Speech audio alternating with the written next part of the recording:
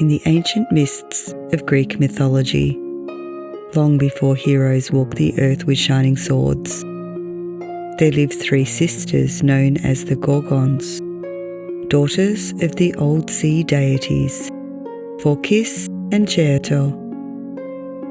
Of their three daughters, Stheno and Euryale were both immortal, fierce and enduring, but the youngest, Medusa, was different.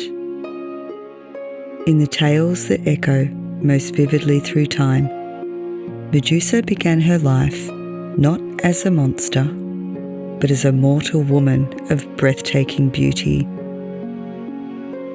Medusa's hair was her pride, golden and flowing like sunlight captured in strands, so lovely that admirers whispered it rivaled the locks of the gods themselves.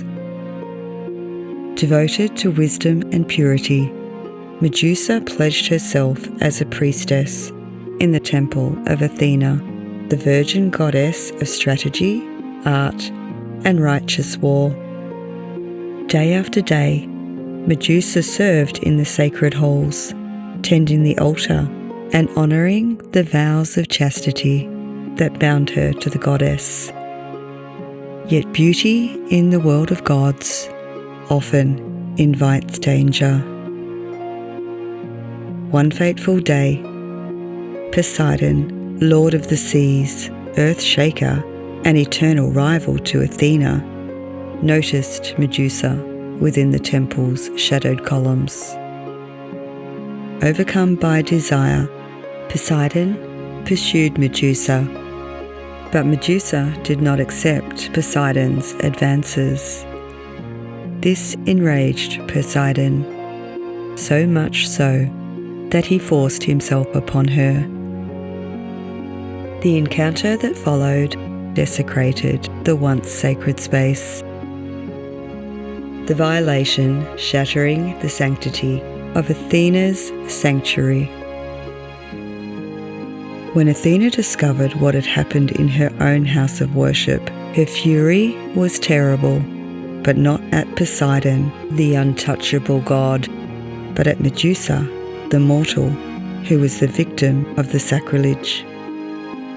In punishment for the defilement, Athena transformed the once radiant priestess.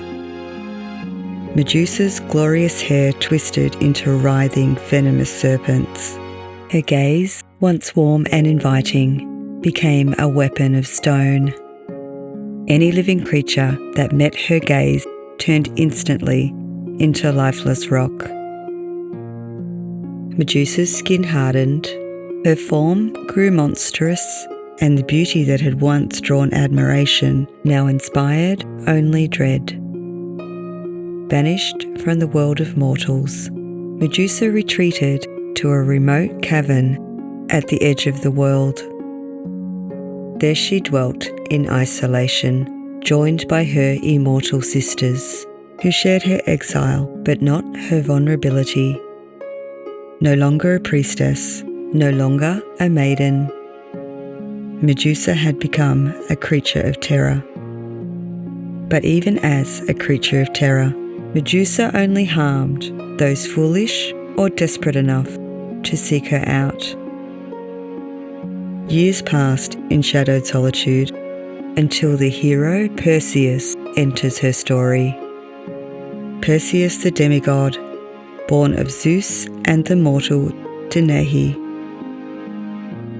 Perseus was sent by King Polydectes on what seemed to be an impossible quest, to bring him back the head of Medusa.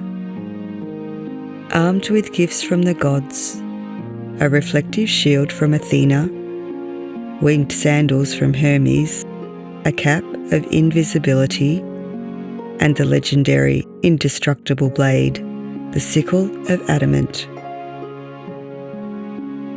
Perseus approached Medusa's lair, but he did not look directly upon her.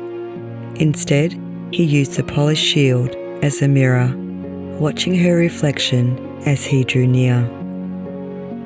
And with a swift, guided stroke, Perseus severed Medusa's head.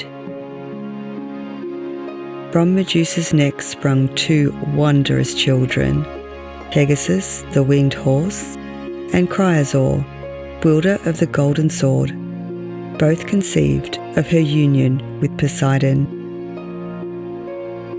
Even in death, Medusa's power endured. For a season, Perseus carried Medusa's head in a pouch, using its petrifying gaze to turn enemies into stone. And finally, Perseus offered Medusa's head to Athena, who set it upon her aegis, the shield that would forever bear Medusa's face as a warning and a protection against evil. And so ended the mortal life of Medusa. Victim of divine rivalry, punished for a crime not her own, feared as a monster. Remembered in eternity, not only for horror, but for the tragedy that shaped her. In Medusa's gaze, some see only destruction. In others' eyes, Medusa remains a symbol of injustice, beauty betrayed, and the cruel cost of being caught between immortal wills. Thank you so much for watching. If you like this video, don't forget to hit the like and subscribe buttons, and I'll be back soon with another story.